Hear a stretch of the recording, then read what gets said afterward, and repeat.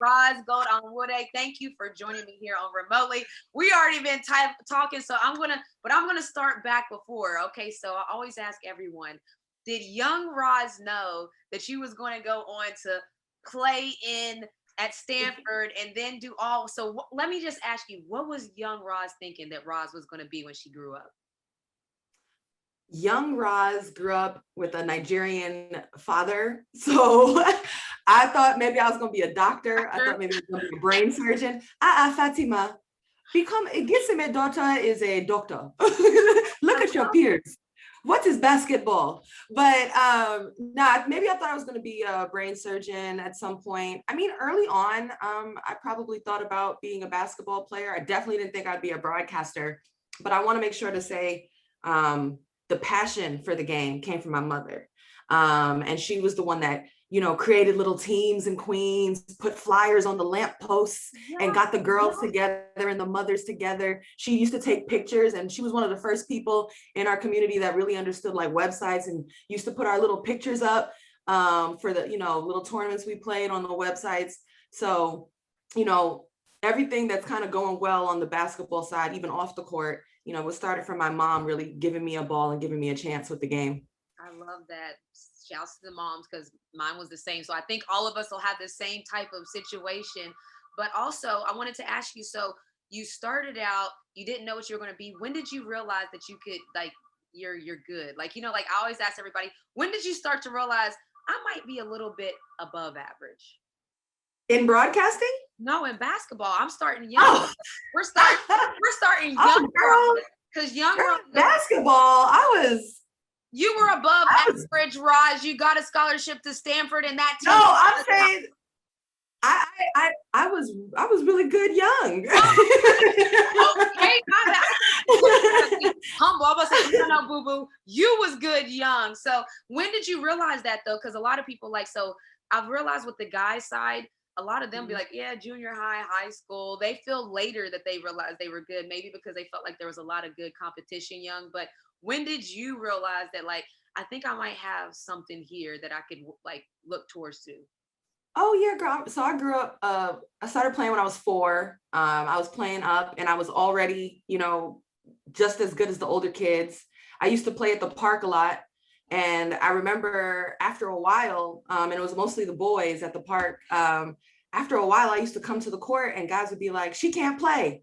She can't play. Roz can't play, because I was just so much better. And then eventually then my mom came out and said, you have to let her play. And then it was, we got Roz, it was a fight to let me play. And eventually boys got to the age where they got bigger, stronger, and could jump higher. And they started to, just get better. But for a while, that's how it was growing up. And then coming up in New York, I was actually, came out, was the top guard in the tri-state area. We have the same stories. People who played college at the colleges we played at, we were all the best in our respective states. I want people to know your story. We might have similar stories, but look, you talked about it. Like, I want people to know your story, because I think your story is very, very unique, I think. Yeah, no, I mean, and I guess I've been this height and size probably since 5th grade or something like that. So, I was always kind of a big guard. And I definitely came up in New York much more focused on my handle, and I could drive to the basket really strong right. It wasn't really until I went to college and went to Stanford that I learned a lot more about the way to think the game, the cerebral aspects, develop the jump shot. And also there were a ton of other players who were the best in their respective states. And so I learned a lot more about finding my role, finding my lane, and being a part of something big. But when I was young, coming up in New York, oh yeah, no, been good. Been about it, okay? And so you ended up going to Stanford. You talked about it, having a Nigerian dad. So did that affect your decision for your college? Like, is that why you picked Stanford, only one of the top academic schools in the nation? Did that have anything to do with it, or was it you let Tara all the way, the program? Actually, the first school that was recruiting me was Brenda Freeze in Maryland. And I very much was thankful for that attention and the chance to even have that opportunity. In fact, my freshman year at Stanford, Maryland went on to win the national championship. But right. But Stanford came in a little bit later. And for me, I was coming up in a house that was just, hey, ball and academics. Also for me, growing up in Queens, and I'm very much a very basic kind of Queensy girl, like nothing, we're just regular people, like maybe lower middle class, maybe, the biggest trip I'd taken was an AAU trip, actually, probably like Disney World to play like that AAU basketball tournament there. And those were my first palm trees I saw. But outside of that, I really didn't get to see them like that. So imagine me going to Stanford's campus and them driving me down, sold all the palm trees going down to Memorial Church. I'd never seen such luxury in my life. I was like, what is that, velvet? Like, I was like, yo, it's crazy. But no, Tara came for a home visit. Tara and Vanderveer, shout out to the Stanford Women's Basketball Champions. Hey. Yes. I'm sorry. I know this is painful for you. What happened to your team? That's why I like it, because I mean, like, I get it. I like excellence. So y'all won. Okay. And y'all been excellent so long. Damn, can somebody else have a moment? Sheesh. Listen, you knocked out. So you knocked me out of the NCAA tournament my sophomore year. So I talked about, there's a photo. We were talking about this before the show started. Nope. There is a photo. And if passion was in a photo, it would be that photo of you and I going after a loose ball. But to me, it was lit. Like, you could just see that's women's basketball. To me, women's basketball in a photo was that photo. I'm gonna have to get that photo so we can show. We need that photo. Yeah. I hope y'all have Getty's rights images and stuff. Y'all got this. I don't know. Like, no, we might have to just. Does the show have that budget? Yeah, you don't ask permission. You be on the big platforms. Y'all gotta ask permission. No, I'm sure y'all got it, but we need to get that picture, Renee. You're absolutely right. And it's one of my favorite photos from my collegiate career. We are both just fiercely clawing, holding each other, and you can see it in both our eyes, who trying to get the ball, and the ball is before it goes out of bounds. You can see the out of bounds line down at the baseline too. Yeah, like I wonder who got the ball. I don't know. It was probably you. It probably went out of bounds. It looked like it was close enough to actually get it. But that's the point. Women's basketball. And I think that's what kind of bonds all of us. Like, right when we got on the call, we started just talking. I'm like, let me start this show so we can talk about this on air. But I feel like there's this common build amongst, it was women's basketball. But now, if you look and you saw the draft that happened recently and you saw the jersey reveal, you can just see that women now, there's this new movement going on where women, we understand that, like, it's our time. I mean, even take you're on these huge platforms, the boardroom. I remember like pumping it up when you were doing the sidelines for Golden State Warriors. I remember being like, Roz, I see you. Can you just talk about just where women are in media now, from where, I mean, in 2009, we both like that, we're the same class. So there's been a dramatic jump. Can you just talk about that? Yeah, I mean, and I can say the same for you, girl. Like, I'm gonna take this moment to just pour the praise on you and how, you have steadily, right now I feel like it's been an explosion for you, but you've been putting in the work on this side of the broadcasting. And so I'm very happy to see all the ways that you have impact, and like your voice really matters and has strength right now, and will continue to do so and grow. So, and especially because how we even came up together, it's extra meaningful. And I do actually really remember you always showing love, especially early in my career when, I'm still building up to certain things. And, right now for me, I'm at ESPN in the boardroom. I feel like on one side I'm covering NBA and WNBA with ESPN, but the boardroom is sports business, which I know you're interested on the word sports is meeting tech and crypto and business. We'll talk about it. Yeah. But I feel like you're so right. Like, women's sports is growing in attention. The product is great. I think the biggest thing is that so often we have conversations with women about how they've overcome their femininity in a male-dominated world, how they've overcome being Black in the space. But the vantage point is wrong. I think we've really begun to blossom because instead of having conversations of overcoming as though our femininity or our Blackness is an obstacle, we're leaning in on those exact characteristics that actually give us strength, right? Like, I, for real, in my career, don't feel that I fully like took off or found my lane or until I leaned in the most into who I am as a woman, as a Black woman, my personality, the things that I care about, instead of trying to hide us or, make us fit in. Like, these can be viewed as our unique strengths and perspectives. And that's what's happening with women's basketball. The game has been good and it continues to improve and parity is up, but we're learning more about the causes and passions, like you have shown us so well this summer, that are important to the WNBA players, to you, Renee.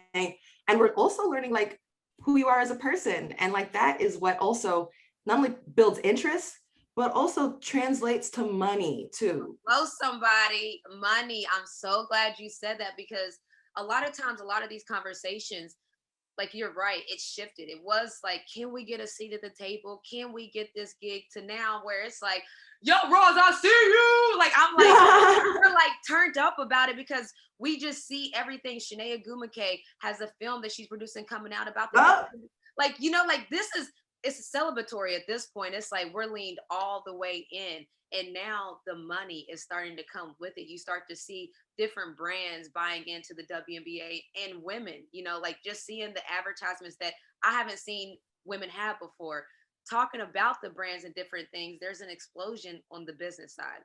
We see now business owners that were athletes, team owners, but we also see athletes getting into this tech crypto world. I know Kevin Durant actually is big in this space, but I don't see very many women, and it's so lit because you're in the crypto space, the tech space. We know it's heavily dominated by men, but I don't really care. I love that you're in it. I saw you say, was it Dogecoin? You said one of them is all the way up. I checked Dogecoin this morning. It's crazy right now. Can you just talk about the crypto? My parents, they're like, don't give me that fake money. They're like, they said, I want cash. I be trying to get everybody in it, but can you just talk about Top Shot? Like, let me just go to Top Shot then, so it's not crypto all the way.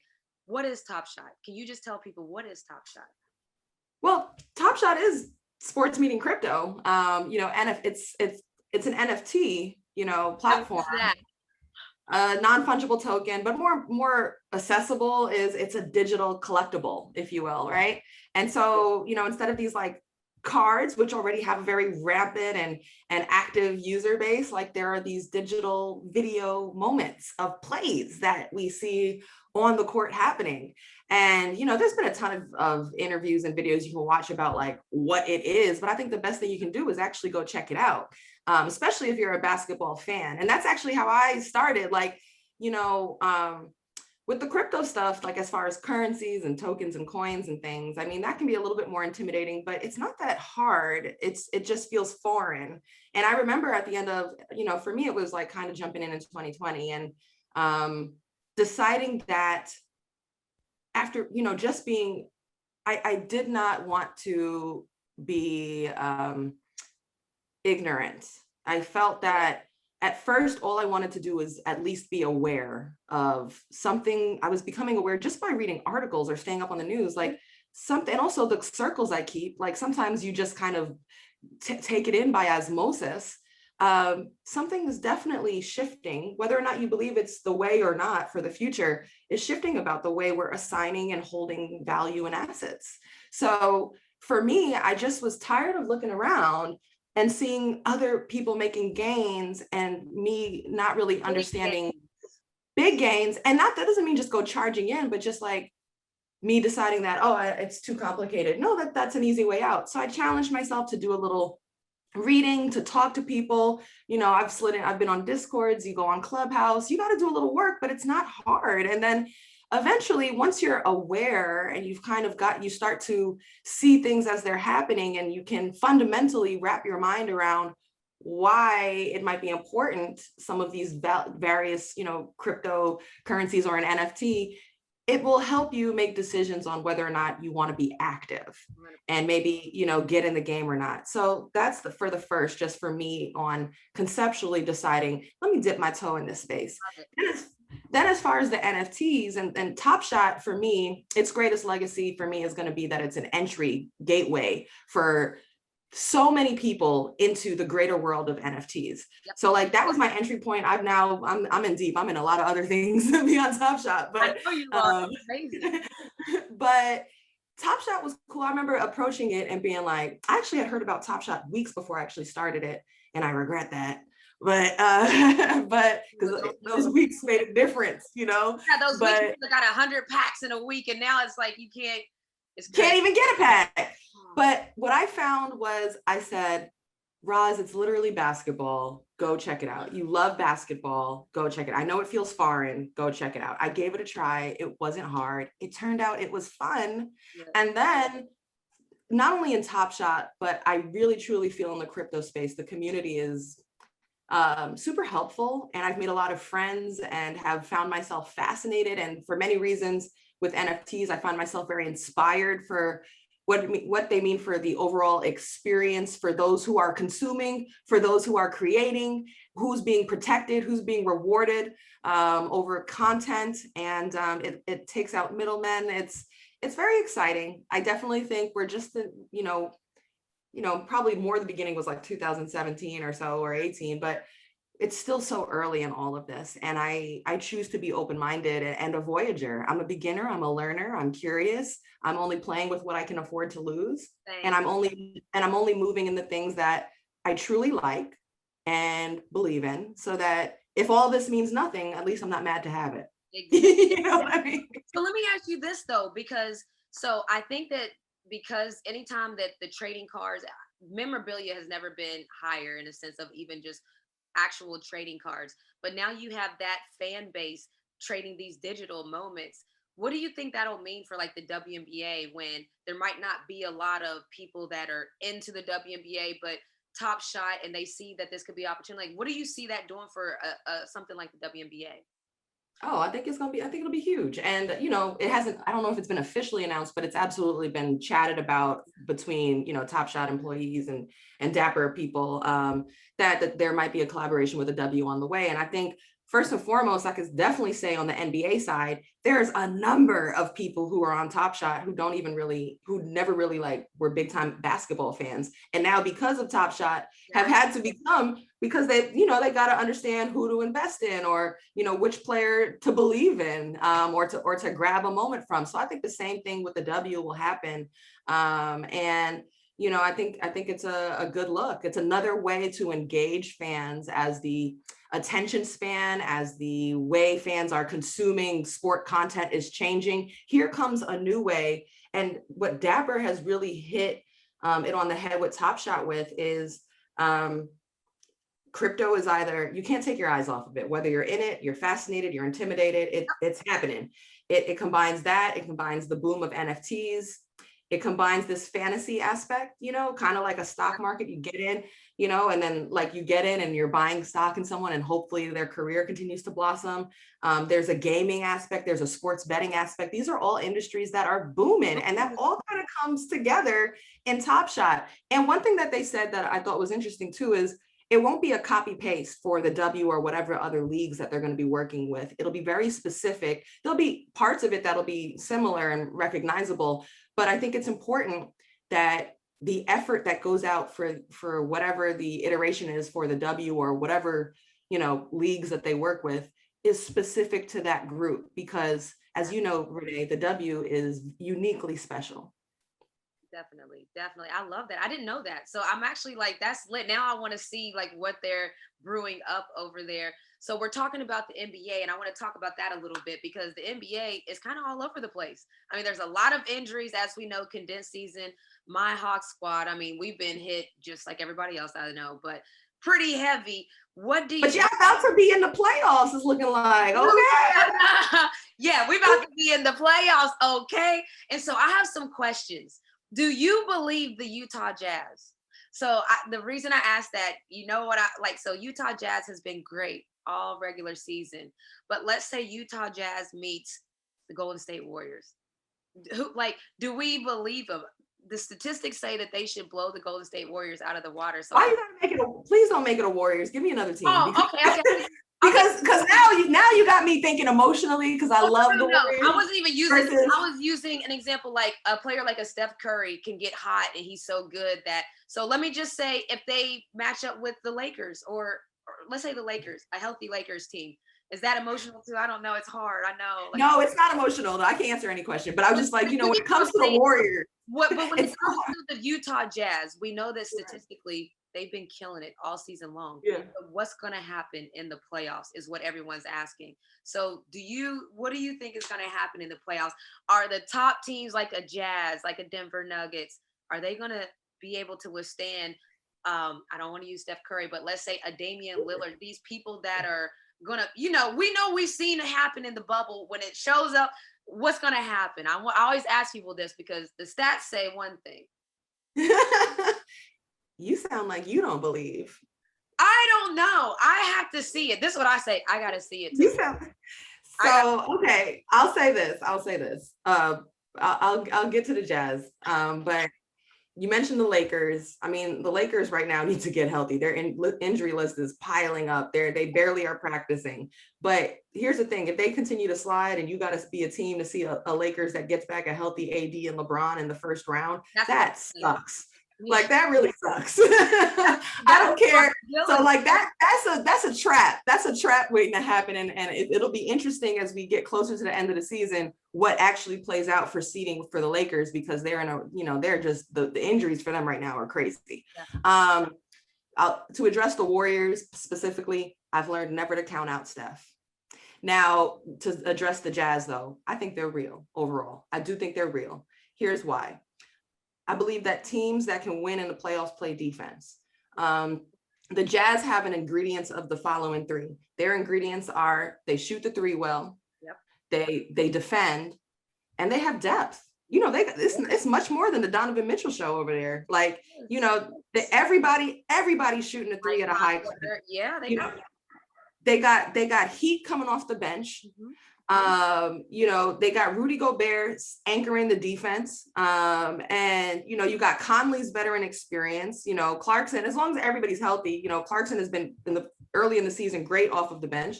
Like, I think that absolutely they are real. One more thing I'll say too is the Jazz, we paid a lot of attention to the Clippers. Yeah. But the Jazz also had a really painful exit from the playoffs last year, and they went after dropping down 3-1. And I think pain is a great teacher and unifier. This is a Jazz team that will come into the playoffs remembering the pain of how they exited from the bubble, and I think that will give them the urgency needed. Sometimes you got to hurt first before you can take that leap. So not only are they, I mean, everybody knows that he had that crying meme, and then he said, I'll be back, and look at what he's doing right now. Like, I mean, he is making me feel the wrath of that exit. So I'm so happy for Joel. I was covering that series actually. It was the 4-bounce buzzer beating game winner, Kawhi Leonard, Raptors over the 76ers, literally Joel Embiid crying off the court. I'll never forget. I'm getting goosebumps thinking about it. My God. And just you could feel the whole, honestly, like country of Canada, like just erupt. It felt like if it was Toronto, but it just felt like it was a sigh of relief to finally get over that hump. It was more than just a city. It was a country almost, and then on the other side, man, Joel Embiid right now, the way he's come back from injury, he's right back up there for me for MVP. We're going to win it for Africa, baby. Let's go. Okay, so because you brought up Rudy Gobert, so I'm going to get to MVP. You brought up Rudy Gobert, and a lot of people are saying he's probably going to be Defensive Player of the Year. But I'm just curious, do you think Clint Capella should be in that conversation? Should he be up there? Like, because I've noticed Clint Capella's probably been leading the league in rebounding almost the whole season. I think right now he's number 3 in blocks. As we know, that's his role. So who do you have for Defensive Player of the Year this year? Absolutely. Flowers to Clint Capella. I don't think he'll win it, but I think that he absolutely should be in the consideration. And also when you think about team narrative, how well the team is doing and him being a defensive catalyst there and all he's doing consistently on the glass, absolutely. But I think probably the front runners, people also mention Miles Turner as someone who could have been in the conversation, but I think the front runners for this award are Rudy Gobert and Ben Simmons. And you're looking at the top 2 teams in the respective conferences. And I respect that. Like, if you're a top team, then you should have the of the year type. Yeah. I think also, like, if your team makes a huge jump, that's important too. I'm not totally stuck on you got to be on the best team, but I do think that narrative matters on top of statistical significance. The Defensive Player of the Year award is a tough one to do too, because a lot of times people are just looking who's leading the league in rebounds, who's leading in blocks. So it's a type of award where usually a wing player can get missed. That's why I actually have been very carefully paying attention to Ben Simmons, because you really have to watch Ben Simmons to really understand how he's affecting the game, because statistically you may not have enough to make that argument, right? You know, so like with Rudy Gobert, last I checked, he was like number 2 in blocks and rebounds. Yep. Rudy, it's not even just the shots he's blocking, it's the shots he's changing. It's also the fact that when you're the other team comes in and wants to run a pick and roll, you got to really consider how you're going to do it with Rudy. You may even change up your whole game plan because of Rudy being in it. You might put somebody who can pick and pop in there or something like that. And then also when you got Rudy back there, the guards, you know, we could get up there and defend and be all close because you got Rudy back there. Yep. So Rudy's overall defensive like net is big, right? Right. But I'm gonna make the case for my man, Ben Simmons. I've been on the Ben Simmons train. I am high on Ben Simmons, and he's my choice for Defensive Player of the Year. His versatility, he can play 1 through 5. He has done it this year when Joel was out. He can change games, close games on the night after night, the other team's best player. Oh, but Roz, what happened when so-and-so went off for 40? Dog, this is the NBA. Facts. Ben Simmons is not going to lock everybody up for 0 every night. That's not what being Defensive Player of the Year means, and it's impossible. That is such a whack argument. When I say that, someone will point out like, oh, well, so-and-so torched him that one time. All right, well, the other, 70% of the times he's on someone, he's holding them for less percentage and less points. You can't lock someone up you're going to get scorched in the NBA. Stop it. It's just talking, Roz, because you always say you can try to contain a good player or make their shots difficult, but you can never stop a good scorer from scoring, because good offense always beats good defense. That's a casual fan talking if they say that to you. A casual fan. And he has actually clamped some important moments, some star players. And it's also just like, you'll see him on like Damian Lillard. And then another time, like Joel was out with injury, he was on Rudy Gobert. Like at times, like his just versatility, his length, his strength, his quickness, and just the impactful moments he has. I got Ben Simmons. I love it. And I'm just going to say one more thing about Ben Simmons. I watch a lot of his film as well. If you watch him, it's how he plays. So to your point, it's not the stats. It's like he doesn't take plays off. So for me, I respect that. I'm still going for Clint Capella, just for all the reasons except for Rudy Gobert. We weren't a defensive team. Everybody knows that. But all of a sudden, we're an okay defensive team because of Clint. MVP, who you got? Oh, Joel Embiid. Joel Embiid. It's not easy. Like, it's not even Jokic. Like, it's not even because there's a lot of Jokic talk. So there's a lot of Jokic talk. No.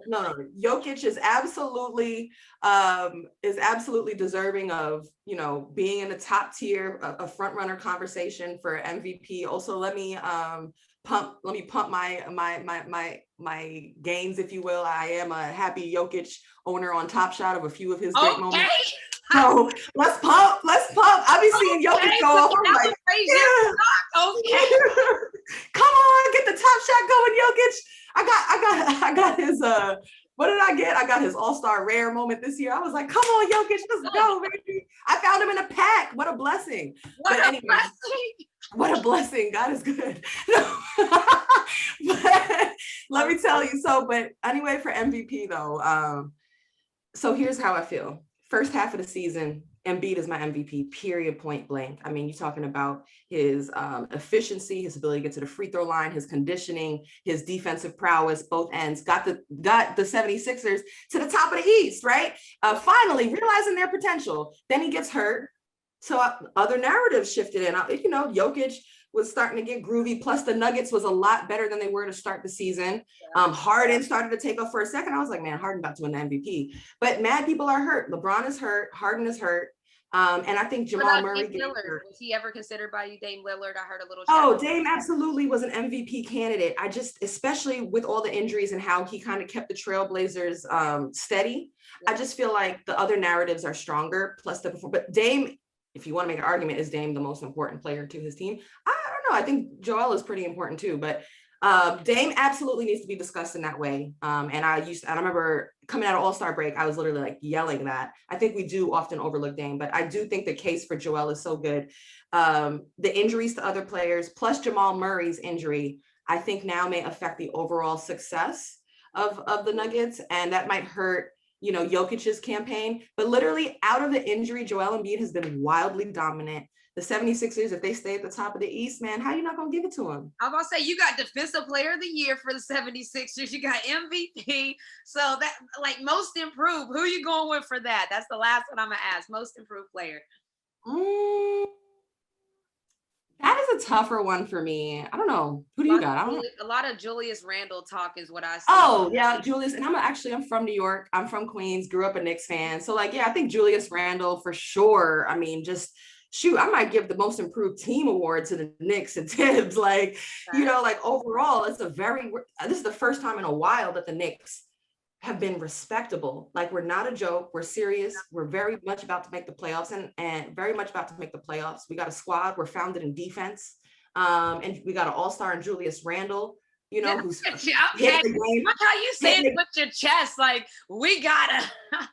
So I'm gonna give, I would for sure. I'm gonna also just let me do all my favorites. Everything that I belong to, I'm a shill right now. So I'm a born and raised Knicks fan. So I'm gonna go ahead and say Julius Randle could be most improved. And overall, I'm gonna make a new award for most improved team. I'm gonna say the Knicks as well. I like that. I'm gonna counter with the Atlanta Hawks because we went. I knew you were gonna say the Hawks. Listen, I mean, we're sitting at number 4 right now. People thought that was a joke. Like, when I said we could be a 4 to 6 range team, they were like, you'll be happy to make the playoffs.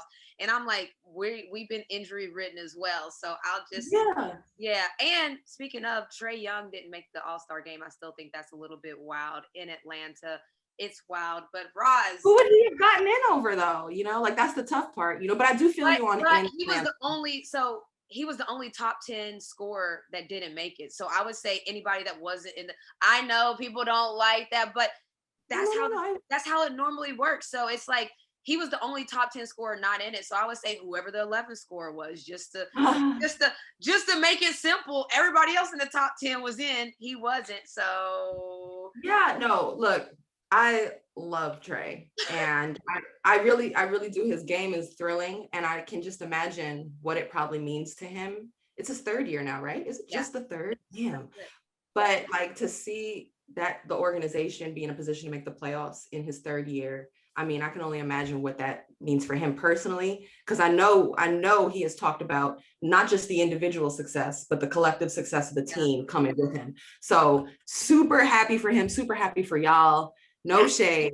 Let me here either, because when we went head to head, I was like, oh my gosh, we lost to the Knicks. But then I was like, dang, the Knicks are good. Like, it was the first time we played y'all early. So I was like, dang, we lost to the Knicks. But then y'all started beating lots of people. I'm like, okay, Knicks, we're not the bottom of the barrel, neither one of us. So I'm gonna take this win together with you that both of our teams are respectable this year. Respectable, more than respectable. I mean, we here, okay? That's Roz. Thank you for joining me. I love getting your breakdown, and I love seeing you everywhere, man, for real.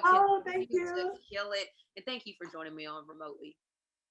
Oh, thank you for having me, girl. And all flowers to you. You just keep rising. I wonder who did get that ball in that picture we was going. I know, right? We gotta figure that. We gotta check the tape. What's the tape? Thank you, man. I love it.